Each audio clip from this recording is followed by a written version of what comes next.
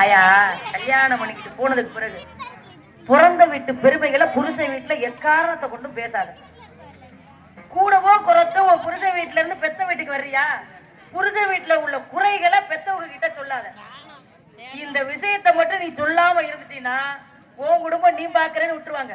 இல்லைன்னா ஒரு பேச்சுக்கு என் புருஷன் என்னை இப்படித்தான் பேசுறாருன்னு சொன்ன வச்சுக்கோங்களேன், நம்ம மேல உள்ள பாசத்துல அவர் எதுவுமே பண்ணிருக்க மாட்டாரு, ஆனாலும் அவர் மேல கோவப்பட்டு இவங்க பேசி நல்லா இருக்கிற குடும்பத்தை பாசங்கிற பேர்ல இவங்க பிரிச்சு விட்டுருவாங்க. இது தேவையான வேலையா? வாழ்க்கைன்னா இப்படிதான் வாழணுங்கிற கனவு மட்டும் வருதே ஏறலனே. காதலுக்கு அர்த்தம் தெரியுமா?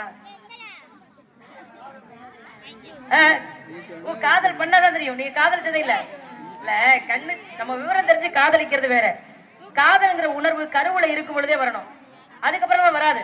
ஏன்னா வயிற்றுக்குள்ள குழந்தை இருக்கும் பொழுது நம்ம அம்மா அப்பா மேல ரொம்ப பாசமாவும் காதலாவும் இருந்தாங்கன்னா அந்த குழந்தைக்கு அதே பாசமும் காதல் வரும். வயிற்றுல பிள்ளைய வச்சுக்கிட்டு எந்த நேரம் பார்த்தாலும் புருஷன் மேல எரிஞ்சு எரிஞ்சு விழுந்துக்கிட்டு இருந்து வச்சுங்களேன், இந்த பிள்ளைகள் அப்படிதான் காதலுங்கிற ஒரு ஆர்வம் வந்தாலும் எப்ப பார்த்தாலும் எரிஞ்சு எரிஞ்சு விழுந்துக்கிட்டு இருக்கு.